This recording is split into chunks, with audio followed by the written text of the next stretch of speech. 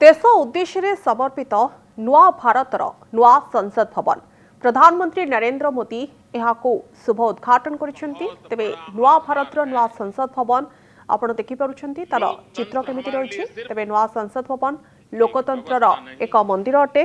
ता सहित यह 140 कोटी भारतीयंकर स्वप्नर प्रतिबिंब अटे।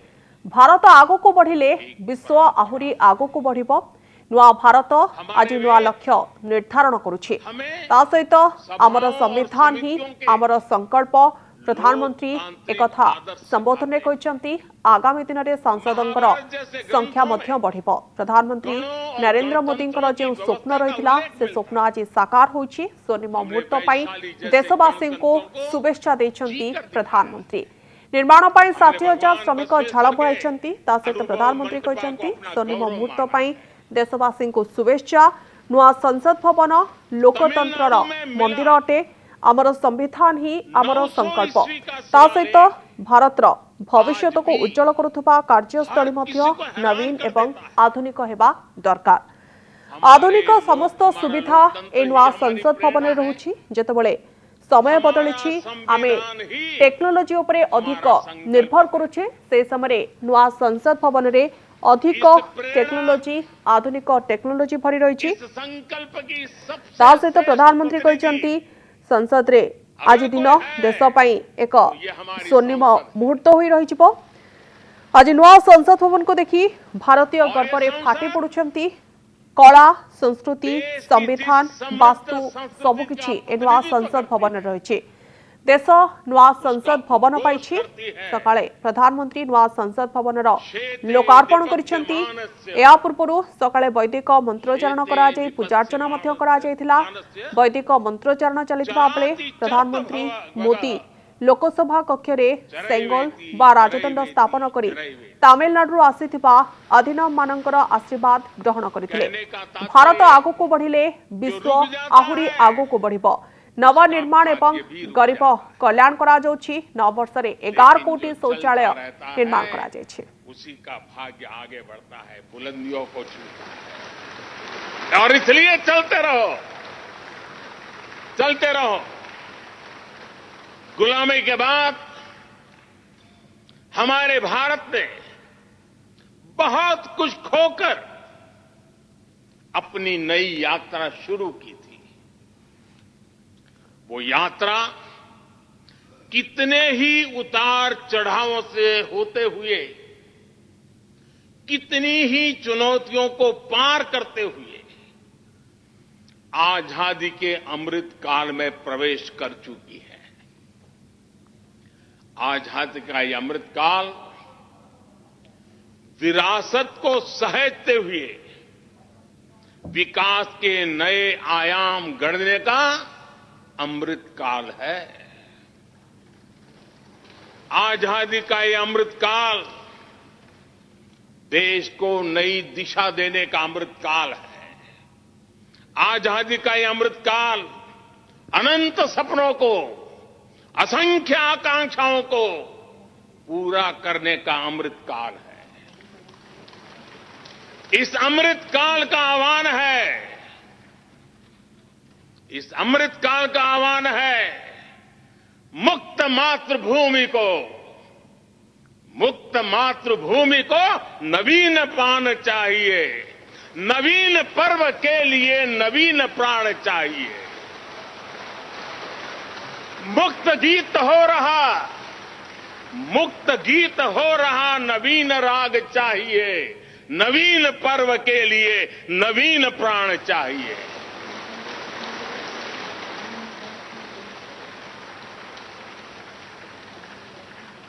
और इसलिए भारत के भविष्य को उज्जवल बनाने वाली इस कार्यस्थली को भी उतना ही नवीन होना चाहिए, आधुनिक होना चाहिए। साथियों, एक समय था जब भारत दुनिया के सबसे समृद्ध और वैभवशाली राष्ट्रों में गिना जाता था। भारत के नगरों से लेकर महलों तक, भारत के मंदिरों से लेकर मूर्तियों तक मैम टिके भारत का वसुंधरे वास्तु भारत की विशेषज्ञता का उद्घोष करता था। सिंधु सभ्यता के नगर नियोजन से लेकर मौर्यकालीन स्तंभों और स्तूपों तक, चोल शासकों के बनाए भव्य मंदिरों से लेकर जलाशयों और बड़े बांधों तक भारत का कौशल विश्व भर से आने वाले यात्रियों को हैरान कर देता था। लेकिन सैकड़ों साल की गुलामी ने हमसे हमारा ये गौरव छीन लिया। एक ऐसा भी समय आ गया जब हम दूसरे हुए निर्माण को देखकर मुग्ध होने लग गए। 21वीं सदी का नया भारत बुलंद हौसले से भरा हुआ भारत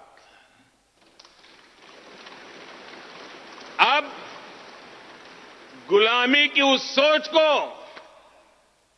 पीछे छोड़ रहा है।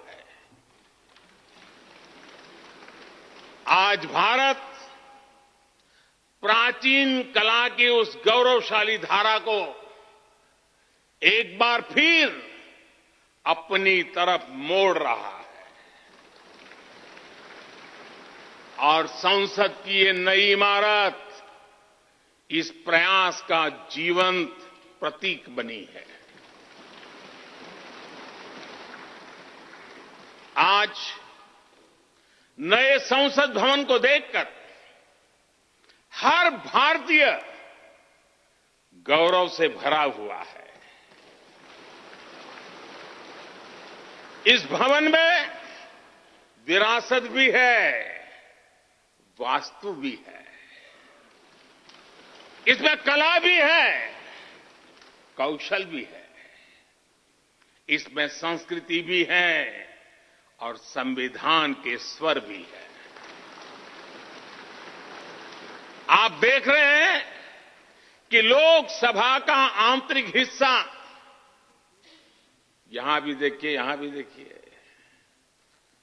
राष्ट्रीय पक्षी मोर पर आधारित है।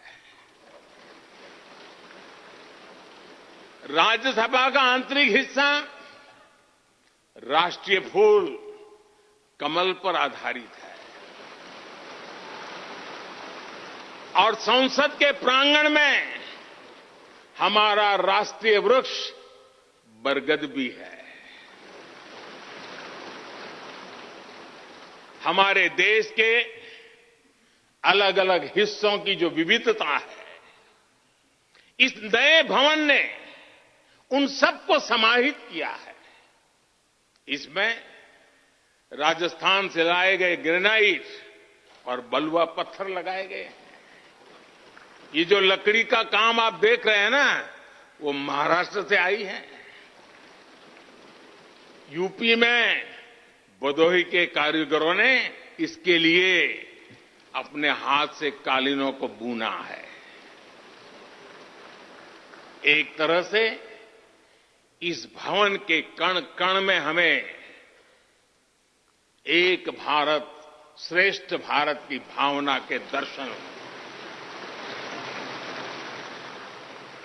साथियों, संसद के पुराने भवन में सभी के लिए अपने कार्यों को पूरा करना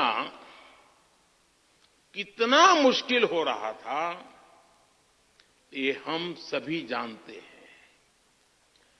टेक्नोलॉजी से जुड़ी समस्याएं थी, बैठने की जगह से जुड़ी चुनौती थी। इसलिए ही बीते 1.5-2 दशकों से ये चर्चा लगातार हो रही थी कि देश को एक नए संसद भवन की आवश्यकता है। और हमें ये भी देखना होगा कि आने वाले समय में सीटों की संख्या बढ़ेगी, सांसदों की संख्या बढ़ेगी, वो लोग कहां बैठते हैं? और इसलिए ये समय की मांग थी कि संसद की नई इमारत का निर्माण किया जाए। और मुझे खुशी है कि भव्य इमारत आधुनिक सुविधाओं से पूरी तरह लैस है।